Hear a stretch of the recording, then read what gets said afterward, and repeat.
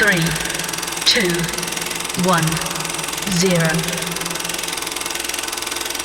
Pak Abibadi seorang tourpreneur. Nah, tourpreneur yang setahu saya yang kalau kata turnya tour guide. Gitu. Yang penting ada jalan-jalannya lah pokoknya. Ada jalan-jalannya. Ini tourpreneur tuh ya saya tuh entrepreneur saya tahu segala macam. Yeah. Tourpreneur tuh penggabungan tour dengan entrepreneur, apakah seperti itu? Jadi kan ada istilah ada touring, ada traveling gitu kan. Iya. Kalau traveling kan Tour and travel kayak gitu-gitu. Tour and travel gitu kan. Kalau travel itu berarti kita sendirian, bisa juga rame-rame. Tapi kalau touring biasanya itu rombongan. Iya. Kalau istilah saya, kalau travel itu uji nyali, kalau kita touring itu insya Allah lebih banyak dapat cuannya. Oke. Jadi lebih banyak dapat rizkinya, lebih banyak dapat berkahnya. Menarik ya gitulah. Nah, tapi sebelum kita bahas kali ke tourpreneur dengan rekreasi, Membawa rizki. membawa rezeki, Ya. berawal dari apa nih bisa akhirnya sebelum kita sebagai bapak menjadi tourpreneur? Ya, jadi ceritanya itu gini Bang Zip, waktu 93 lah ya, atau 94 begitu. Oke. Jadi pas saya kelas 3 SMP, SMP ya? ya, jadi pernah dengar namanya RASI, Radio Australia Siaran Indonesia. Oh iya, Jadi kebayang tuh begini, kayaknya enak juga ya saya bisa jalan-jalan gitu kan, bisa traveling, tapi dapat duitnya juga, dibayarin gitu. Oh, pada saat itu? Pada saat itu, karena membayangkan tinggal di Australia kan sudah nyaman. Orang Indonesia bisa ke Australia, dapat dolar Australia, menikah sama orang Australia gitu kan. Bayangannya begitu kan. Ya kan? Jadi kebayang tuh, wah lebih enak jadi diplomat nih kayaknya gitu kan. Oke. 3 SMP Itu ya? seperti itu mimpi itu. Itu di mana tuh 3 SMP tuh? Kelas 3 SMP di Curup. Di Bengkulu. Oh, Bengkulu. Di Oke, Bengkulu. berarti asli asal Bengkulu. Asli Pak? Bengkulu gitu kan. Jadi SMP seperti itu mimpi kayaknya asik gitu kan. Cuma yang kenyataannya kok antara mimpi masa kecil sampai hari ini tuh kok berbeda. Oh, Nah, ini jadi persoalan gitu kan. Harusnya kan ketika saya SMP membayangkan jalan-jalan, harusnya masuk ke SMA pariwisata. Harusnya begitu kan. Ini malah masuk ke SMA umum. SMA umum biasalah ngambil biologi gitu kan. Yang terjadi pada saat itu kayak SMK sekarang bilangnya udah ada ya waktu itu? sudah ada. Bahkan tata boga segala sudah ada. Oke, iya. Cuma gitu kita ambil SMA umum gitu, jadi justru jadi ibaratnya ekskulnya ada mabok gitu ya, majalah tembok atau mading lah ya, majalah dinding ya. Majalah dinding. Kalau bahasa kerennya kan itu WIS sekolah ya. tahun 90-an harap anak-anak adik-adik tahu ya. Kita satu era tuh kebetulan. Jadi kalau istilah kerennya kan WIS kan. Anak sekarang mana tahu mading? Oh, nggak tahu ya. Apa mading? Nggak ada. Majalah dinding. Majalah dinding. Jadi kita 94, 95, 96 itu kan prosesnya tadi mading kan majalah tembok itu. Kalau bahasa kerennya Warta Intra SMA 1 gitu kan. Jadilah saya pemimpin umumnya pada saat itu. Otomatis dekat perpustakaan. Nah, karena dekat perpustakaan, yang menarik adalah ada buku tuh, Kutunggu di Jogja. Karangan Golagong. Oh iya, Golagong saya pernah dengar juga pengarang buku. Balada Siroy, kalau pernah tahu ya. Topnya itu Balada Siroy ya. Balada Siroy gitu kan. Yang intinya apa? Kamu pergi jalan-jalan ngelihat dunia. Modalnya apa? Ransel. Wah, itu udah zaman SMA tuh. SMA itu. Itu udah pada masa itu ngeliat tuh, wah terinspirasi sekali tuh ya. Betul. Wah, jalan-jalan ya kamu. Saya nggak suka naik gunungnya, tapi saya suka travelingnya. Travelingnya ya. Pokoknya dari buku karangan Golagong itu apa tadi judulnya? Kutunggu di Jogja. Itu udah kayak, wah ini bener kayak gua asik nih emang jalan-jalan jadi traveler ya. Betul. Nah, praktis ketika tahun 93, 94 itu kan ada, kalau pernah dengar SOBes. Kalau pernah dengar lagu SOBes gitu kan. SOBes, oh iya. Nah, gitu. Ayo kita kuno sekali ya. Jadi gini Bang, saya tuh ketika paginya dengar SOBes itu nyanyi gitu kan, siangnya saya berangkat ke Palembang berdua.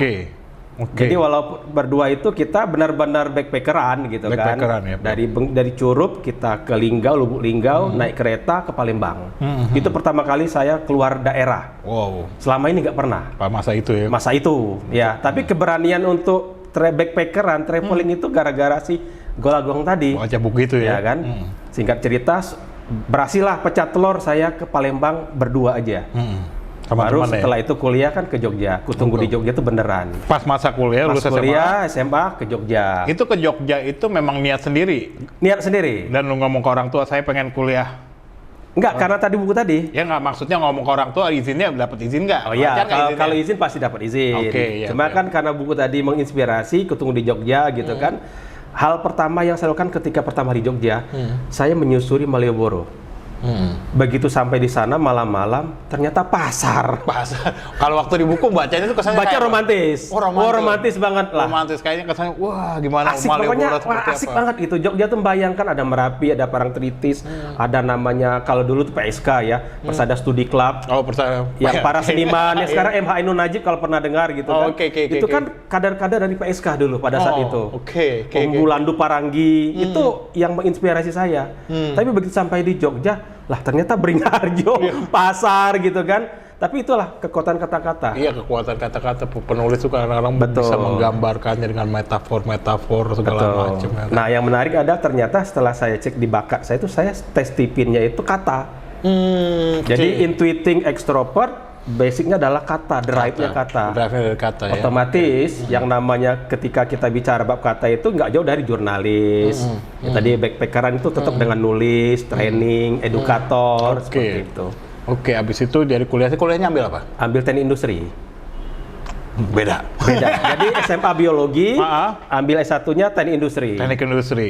Nah, sesudah itu kuliah di Jogja teknik industri, benar-benar akhirnya menekuni bidang traveling tournya ini bagaimana tuh? Belajar Ya. kemana lagi tuh? Jadi awalnya itu ada penjelajah muslim namanya Ibnu Battuta. Ibnu Battuta itu hampir 32 tahun hidupnya itu berangkat dari Maroko sampai ke Samudra Pasai Aceh. Itu dia mutar aja tuh. Tapi lewat darat. Itu jalan kaki. Itu lewat baca juga tuh baca. Iya, dari baca juga, dari Itu inspirasi terinspirasi juga, juga, iya, gitu iya. kan. Kalau Golagong kan orang lokal Indonesia kan dari Banten. Kalau si Itu baca itu waktu semasa kuliah. masa kuliah. Itu lebih Masa menginspirasi kuliah, lagi. lebih inspirasi. Gua pengen jadi traveler lah kasarnya gitu. Betul. Kalau tadi SMA ini kita levelnya level Indonesia, begitu kuliah levelnya sudah internasional. Dunia. Abis selesai kuliah langsung menekuni bidang teknik industri nggak? Enggak. Nggak. Lalu? Nah, ini menarik ini. Dari lulus kuliah teknik industri, pernah sempat kerja di LSM berapa bulan gitu. Setelah itu kerja di bank 3 tahun. Oke. Gitu kan. Kerja di bank 3 tahun. Dulu istilahnya itu pernah jadi muzaki, orang yang bayar zakat, suatu hari diterima jadi mustahik. Orang yang terima zakat. Oke. Ini yang menariknya apa adalah ternyata hidup itu nggak bisa lurus dan mulus. Oh iya benar. Seperti kita traveling, itu kan tidak bisa mintakan begini. Saya rencana dari Jakarta menuju Istanbul. Nanti hotelnya di sini, nginapnya di sini. Itu kan perkiraan kita. Dalam kenyataan bisa jadi beda. Bisa jadi beda. Bisa jadi kita selama perjalanan ada aja up and down yang kita tidak bisa Bisa tebak. jadi ya. kita berhenti dulu di stasiun mana atau di airport mana gitu kan. Terus kita jalan, itulah disebut dan kehidupan gitu. Nah, dari situlah yang memperkaya pengalaman ya, jadi Betul. bisa melihat kehidupan seperti itu ya. ya. Nah, singkat cerita ketika 2018 itu saya kan sebetulnya itu disebut dengan inspirator sebenarnya. Jadi pas dari kuliah terus nggak jadi sebagai teknik industri itu malah kerja di bank. Menjadi apa tadi?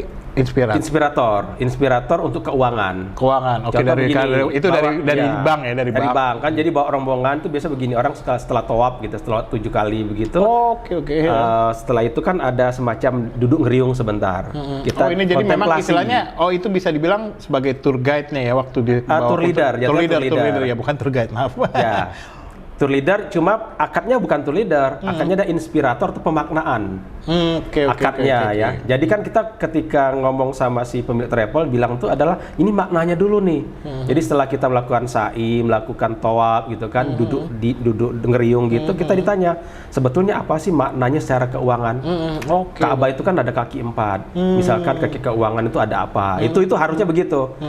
Tapi ketika pertama kali masuk airport, loh kok bawa rombongan, ngurusin hotel, ngurusin pesawat, ini berbeda akadnya gitu kan. Nah setelah saya singkat cerita, profesi ini bukan inspirator tapi tour leader. Oke, tour leader. Itulah ya. saya dicemplungin pertama kali ke dunia yang ibaratnya ya ada cuannya dikit lah gitu kan.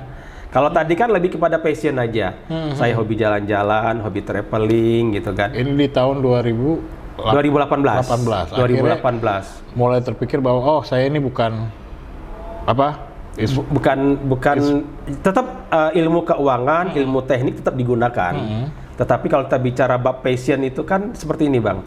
Ada namanya siku ya, ini siku. Siku itu kan kalau kita nggak dilatih pun, tapi kita kerasin sedikit, mukul orang tuh bisa bocor ya. Betul. Itu bakat.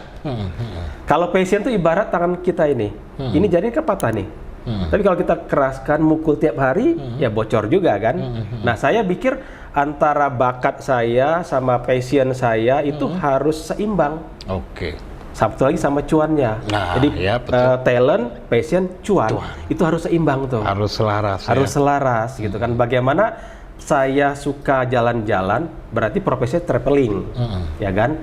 Bakat saya di kata-kata, berarti saya buat sekolah tour leader. Itulah nyambungnya di situ. Ceritanya begitu. Dari situ ya gitu ya. Sehingga udah otomatis kan cuannya. Habis itu ada pembelajaran secara khusus lagi nggak? Misalnya untuk Pak Abi untuk benar-benar mendalami bidang ini? Ya, jadi balik lagi kita ke jadi 2009 itu kan saya di challenge itu sebenarnya.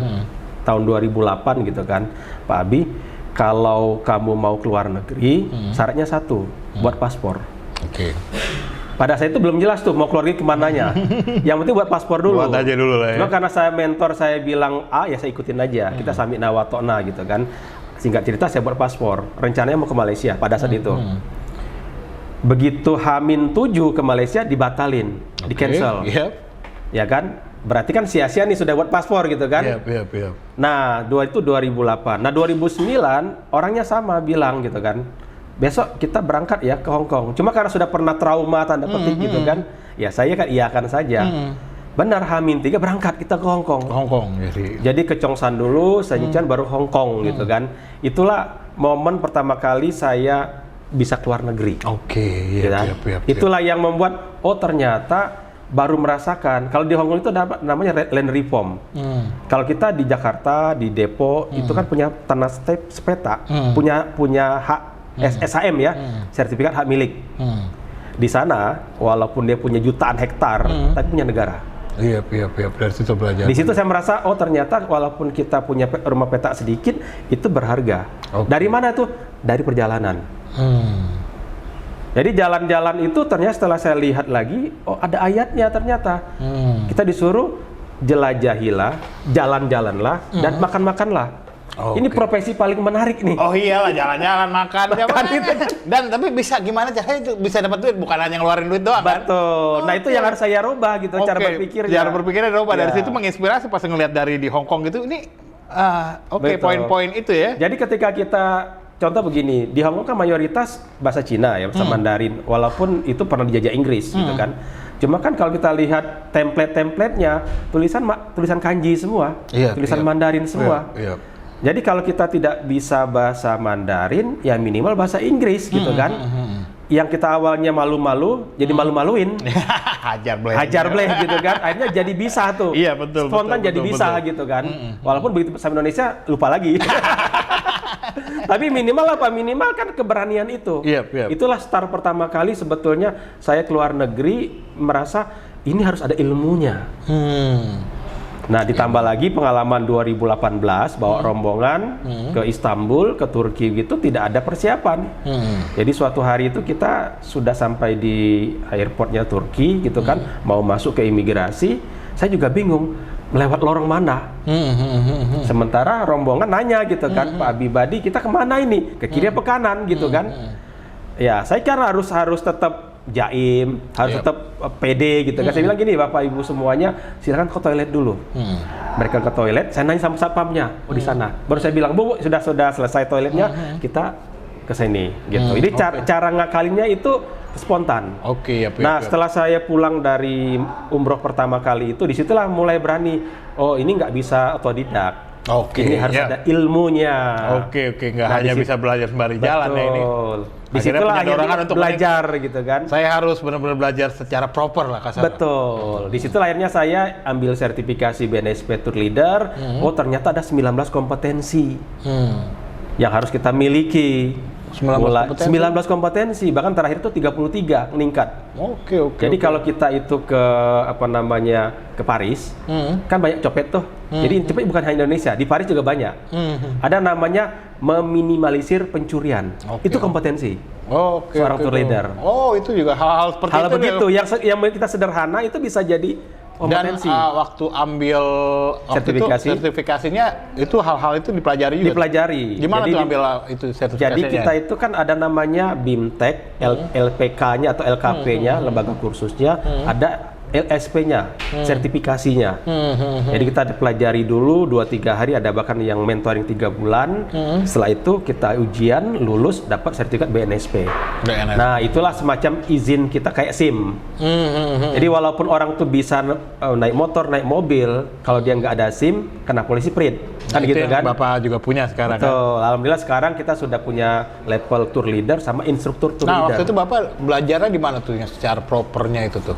Itu dulu di Bogor. Di Bogor. Di Bogor. Oke. Di Bogor sama LSP CWI. Di situ kita belajar secara detail lah. Berdasar pengalaman yang tadi, yang apa ibaratnya bawa rombongan otodidak, akhirnya jadi bisa berangkat. Gitu. Oke. Nama tempat Bapak apa namanya? HTST. Halal Travel School of Tourpreneur. Jadi sekolah tourpreneur buat perjalanan halal. Nah, itu dari tahun berapa itu berarti? Ya, kalau awalnya sih ide itu dari 2009 idenya. Mengerucut di 2018 mengerucutnya, dan setelah itu 2022-2023 itu kita resmikan secara legal formal. Ya, jadi sekarang tuh di bawah PT HMB, Healing Menuju Bahagia. Jadi karena sudah zamannya milenial kan, sudah zamannya generasi Z, ya kita menyesuaikan dengan bahasa healing gitu kan. Healing Menuju Bahagia. Nah, dengan moto rekreasi membawa rezeki. Rekreasi membawa rezeki ini menarik nih buat saya juga, kan orang kan berpikir kalau berrekreasi pasti kan orang keluarin ngumpulin duit segala macem, mau kerja gini-gini, gua pengen liburan healing, apalagi anak Islam sekarang itu kan poinnya cuma ngeluarin duit. Betul. Habis itu pulang kerja lagi. Ya. Nah, yang menarik begini, orang selama ini kan berpikiran mereka kerja misalkan 9 to 5, Senin sampai Jumat gitu kan, atau Sabtu Minggu libur gitu. Mereka hari ini berpikir healing itu buat refresh. Iya. Ya. Benar, refreshnya pada saat di destinasi. Katakanlah 2-3 hari ya. Iya. Pulang kerja lagi, stres lagi. Pulang ke Indonesia, boyoan lagi. Sakit lagi gitu kan. Pertanyaan healingnya di mana? Harusnya kan ketika jalan-jalan itu sudah healing. Begitu pulang Indonesia, sehat kembali. Yang terjadi apa? Sakit kembali. Nah, kita mulai bagaimana ketika jalan-jalan itu gini, kalau kita sudah dapat sesuatu, tadi rezeki tadi, sehat, pikiran lapang, pulang juga enak kan? Dalam bahasa itu ada istilah gini Bang, ada fase senang, ada fase tegang, ada fase tenang. Banyak orang healing itu ingin senang kan? Betul ya? Tapi ternyata begitu akhir dari perjalanan, duitnya habis, kan tegang, ya. Lalu ketika pulang bukan tenang, malah mikir bagaimana cara bayar cicilan untuk yang healing tadi. Nah, kita balik cara berpikirnya. Bagaimana awalnya berangkat tenang, pulang tenang. Nah, itu dari yang Pak Abi sedang bangun dengan HTST ini. Hal-hal apa tuh? Tadi kan mungkin udah kasih tahu ininya, yang benar-benar berpikir seperti melakukan untuk rekreasi untuk mendapatkan rezeki itu. Dari pengalaman seperti apa? Ya, yang namanya kita itu kan ada konsepnya backpacker dunia. Jadi backpacker itu mereka bisa keliling dunia itu pada saat misal begini, destinasi atau pada saat wisata tahun 2024 bulan Juni. Dari bulan Juni 2023 itu sudah nyari tiket. Nyari tiket murah meriah, biasanya jam 12 malam begadang gitu kan. Jam 1 tuh mulai pencarian tuh. Ada tiket murah. Bapak pernah mengalami itu ya, semua? Kita pernah ngalamin semua, teman-teman backpacker pasti ngalamin semua. Itu hal yang menarik, agak sedikit itu pengalaman yang menarik, misalnya yang Bapak pernah alami tuh akhirnya membuat konsep ini. Ya. Ada pengalaman yang menarik nggak? Apa? Ya contoh begini, ketika kita ingin pergi ke katakanlah Turki gitu kan, nyari tiket pasti yang murah gitu. Dan secara normalnya kan di angka 10 juta. Tapi ada momen di mana maskapai misalkan kayak Turkish Airlines itu dia kasih tiket, ibaratnya tiket hadiah. 1, 2 atau 3 tiket gratis seperti itu. Jadi harganya mungkin cuma 1 juta atau 2 juta. bandingkan sama 10 juta kan murah kan. Cuma biasanya itu 1 tahun sebelumnya sudah disayembarakan. Oke. Misalkan tanggal 1 Juni itu akan muncul tiket murah. Kita di Indonesia jam 12 malam sudah dapat laptop tuh. Cepet-cepetan. Nah, banyak teman saya seperti itu yang suka jalan-jalan. Iya kan, cepet-cepetan. Jadi kalau kita pas dapat hoki, kita tarik. Cari tiket murah lah. Dapat. Tahun depan kita berangkat. Hanya bermodal kan 1-2 juta bisa berangkat ke Amerika, kemana-mana. Terus gitu saya perhatikan ada teman-teman saya yang suka traveling tuh sering melakukan itu, mesti memang rajin depan laptop ya kasar. Nah, pertanyaannya probabilitas berapa kali bisa seperti itu? Nah, ada berapa banyak orang yang melakukan hal yang sama? Iya. Akhirnya apa? Ya untung-untungan. Pas lagi untung berangkat, kalau enggak selesai. Nah, saya balik cara berpikirnya. Bagaimana caranya berangkat itu bahagia, tenang tadi, happy tadi. Pulang pun juga bahagia. Bahagia soalnya pulangnya biasa kan habis gini, gue udah keliling sekarang aja pulang, sekarang gue cari duit lagi, duit habis jalan-jalan. Itu yang terjadi hari ini kan. Nah, sekarang kita balik gitu. Kita nggak perlu jangan berpikir bagaimana besok nginap di mana, tinggal di mana, naik apa, semua sudah diatur. Tiket sudah diatur. Apa namanya, hotel bintang 5 sudah diatur. Transportasi semua sudah ready, destinasi semua sudah aman. Jadi nggak stres kan? Semua sudah gitu. Ibarat VIP jalan. Begitu pulang, kantong semakin tebal, oleh-oleh banyak. Nah, itu yang saya pengen tahu, Pak. Gimana itu tuh?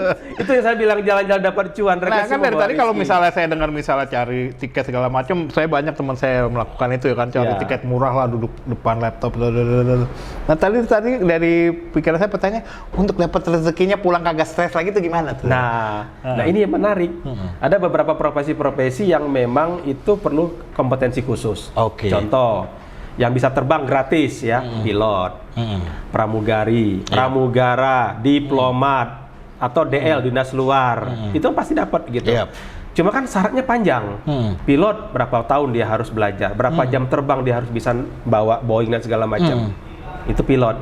Pramugari minimal tingginya harus tinggi, cantik, putih, segala macam. Ya kan?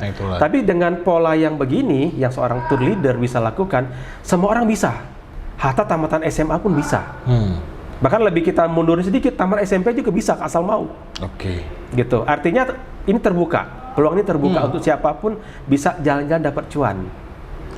Ya pasti gitu. Siapa yang nggak mau gitu. Ya otomatis kan. Ya cuma jadi yang jadi persoalannya adalah kita punya kompetensi nggak? Nah, itu jadi persoalannya.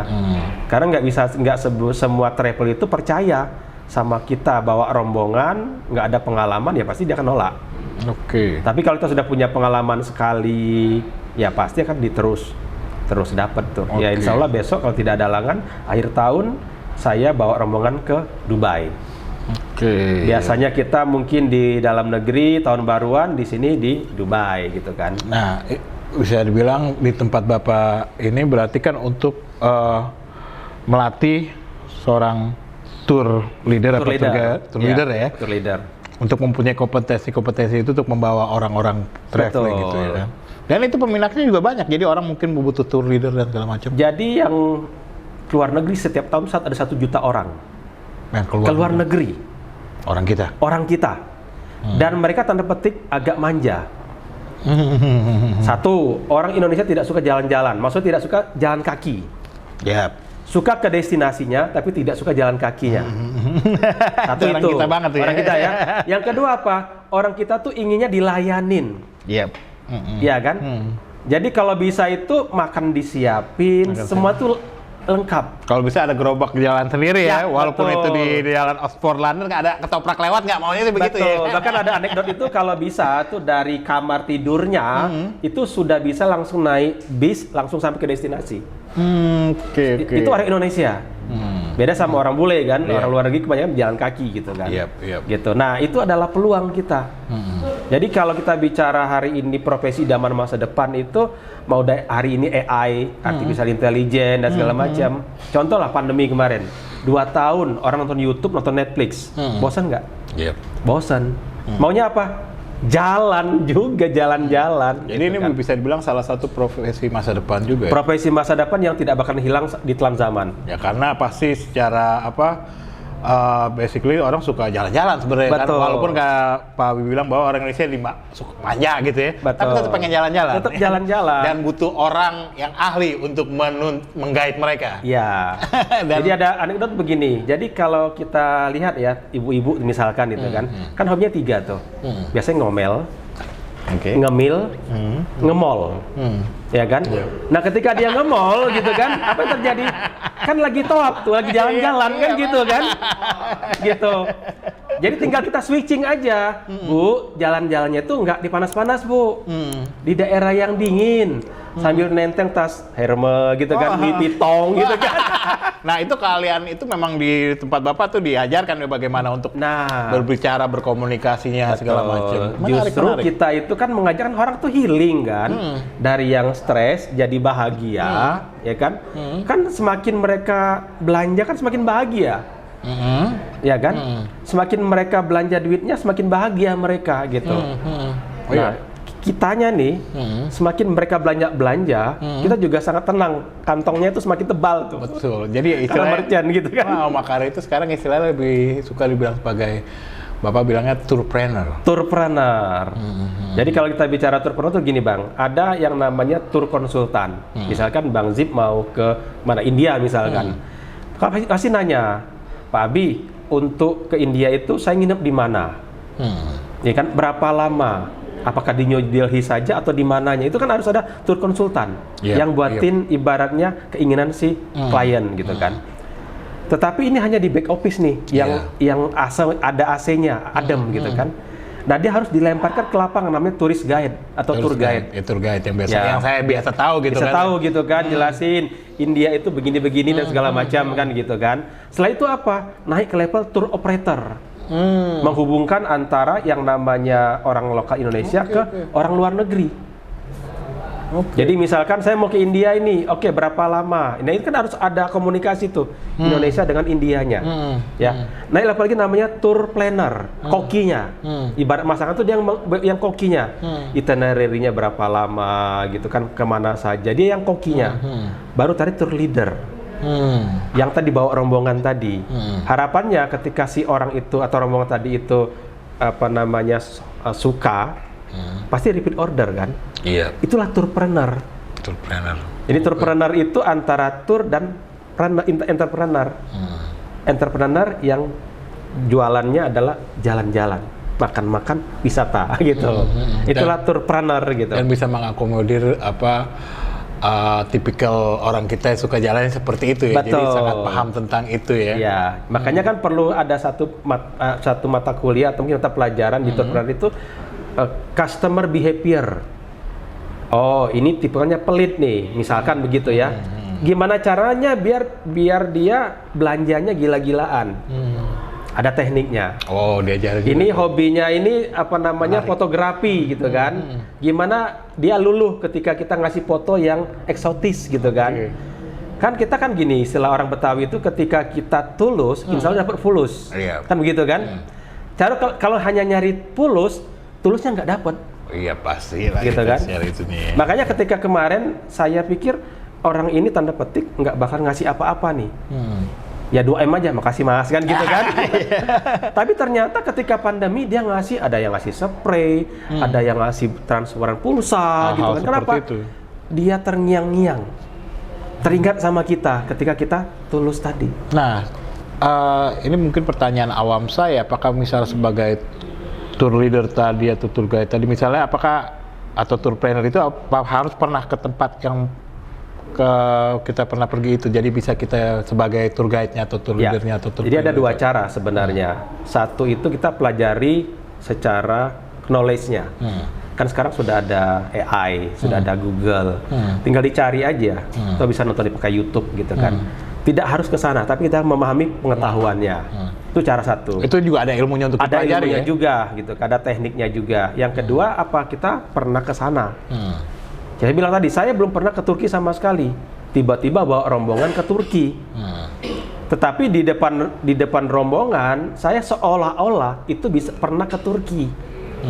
Dari mana seolah-olahnya itu? Saya pelajari detail itinerary-nya, kita akan kemananya.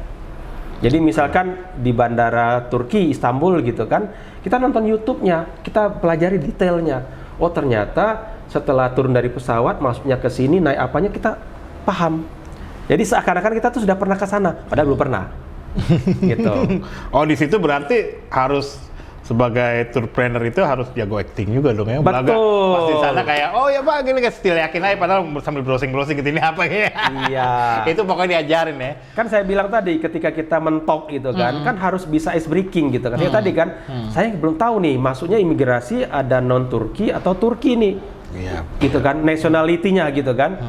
Tapi bagaimana caranya saya nggak dibuat malu di depan rombongan. Oke. Saya buat teknik lah, Bapak Ibu semua silang ke toilet. Oke, pokoknya Sibuk, dengan kan? segala macam metode lah. Baru kita nanya sama satpamnya, sama orang imigrasi, Pak di sini Pak. Oh iya, itu pasti itu hal seperti itu mungkin dari pengalaman pribadi juga, mungkin bagaimana nanya ke orang di tempat baru dan segala macam, kita juga mesti harus punya pengalaman. Betul, kan pengalaman pernah tersesat di Hong Kong kan? Oh iya. Jadi menarik nih Pak Abi dari khayalan seorang anak SMP gitu kan. Gara-gara apa waktu SMP tuh? Radio Australia, dengerin Radio Australia itu kan. Terus waktu SMA baca buku dan itu yang lebih menginspirasi kan. Betul. Sampai ke titik sekarang terus sudah baca buku apa waktu kuliah tuh Ibnu Battuta. Dan berjalan waktu dan segala macam melalui akhirnya bisa ke titik sekarang sampai membuka sekolah tadi. Ya, HTST. Itu bagaimana menarik tidak punya pengalaman hidup seperti itu buat Bapak sendiri? Kalau saya hidup tuh satu adalah kita harus ikutin kata hati kita. Passion kita. Bagaimanapun kalau saya disuruh milih antara bakat tadi sama passion, saya akan milih passion saya. Oke, iya. Jadi ibaratnya passion itu tanpa dibayar pun saya bahagia. Oke. Ya.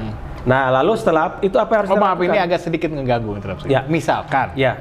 Kan ada orang coba memilih passionnya, tapi ternyata tidak bahagia karena ya secara financial tidak mencukupi. Akhirnya itu bagaimana untuk merombak pikiran itu? Apakah ada caranya juga gitu? Ya, ada teman saya itu dia tidak suka jahit dan tidak bakat jahit.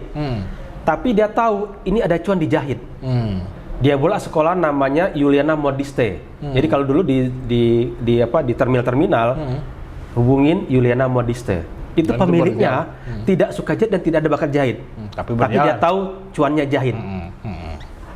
Itu saja dia dapat duit. Apalagi kalau kita tuh passion, Jadi suka. Bagaimana menggabungkan itu kebiasaan, passion dan cuannya tadi. Saya bilang begini, kalau kita seperti Ronaldo yang pekerja keras sepak bola gitu kan, dia itu passion di sepak bola, tapi dia body kinestetiknya, talentnya itu di sepak bola, cuannya di sepak bola. Satu lagi temannya namanya Lionel Messi. Kalau ini adalah kurva normal, ini kurva spesial, anak spesial. Si Messi itu dia ini namanya anak spesial, sukanya cuma sepak bola. Ternyata dia punya bakat di sepak bola. Cuannya pun di sepak bola. Kan seimbang tuh antara bakat, antara dan passion dan cuan. Cuma bedanya Ronaldo pekerja keras, dia ngejar bola, Messi nunggu bola karena dia kan spesial. Gitu. Dan semuanya bisa cuan. Nah, itu disebut dengan bahagia tadi. Bahagia tadi penggabungan semua itu. Menggabungkan semua itu. Jadi hari ini kalau kita passionnya di mana, cobalah cari kita tes bakat dulu. Iya. Betul. Kayak saya misalkan tes bakat saya tadi kata, sementara saya hobi traveling, kan nggak nyambung. Tapi bagaimana agar nyambung, saya buatlah bridging namanya sekolah tour leader. Jadi saya bisa ngajar, bisa jalan-jalan. Dan itu semua kan dari pengalaman Pak Abi dengan segala macam yang inspirasi dari kecil, seluk-beluknya perjalanan, dan belajar apa terus saja jadi apa. Akhirnya terbentuklah sekolah ini dari semua pembelajaran itu. Betul. Jadi apa yang sudah jadi dapat dari perjalanan hidup Pak Abi, akhirnya Pak Abi membuat sekolah itu untuk membagi inspirasi itu. Betul. Kan? Ya kan? Jadi kalau saya bilang begini, setiap orang itu wajib minimal punya paspor. Agar kenapa? Itu adalah pintu kita ke level dunia. Level dunia. Ketika kita sudah punya paspor hari ini, berarti kita kan pemikiran kita bagaimana besok saya ke Malaysia, besok saya ke India, besok saya ke Amerika, itu sudah di theater of mind dalam pikiran kita. Tinggal bagaimana eksekusinya. Nah, tinggal biar cara semua itu berselaras ya kan. Betul. Nah, cara berpikirnya adalah bagaimana jalan-jalan ini menghasilkan duit. Bukan ngeluarin duit. Kalau era dulu kita ngeluarin duit, era dulu, tapi hari ini dapat duit. Makanya para influencer, afiliator, endorser itu kan senang tuh kan. Sambil dia, "Hai guys," gitu kan. "Hai guys," gitu kan. Dia dapat duit gitu. Iya. Gitu. Kalau selama ini terjadi apa? Orang keluar negeri gesek kartu kredit. Besok dia stres. Healingnya di mana? Bahagianya di mana? Healingnya di mana? Pulang habis itu kerja dari healing pusing lagi, stres lagi. Makanya saya bilang tadi, fase kita harus senang, tegangnya sedikit, terus tenang. Itulah yang disebut dengan entrepreneur. Sekali lagi Pak Abi, asik banget inspirasinya dan segala macam apa yang udah di-sharing, ya kan?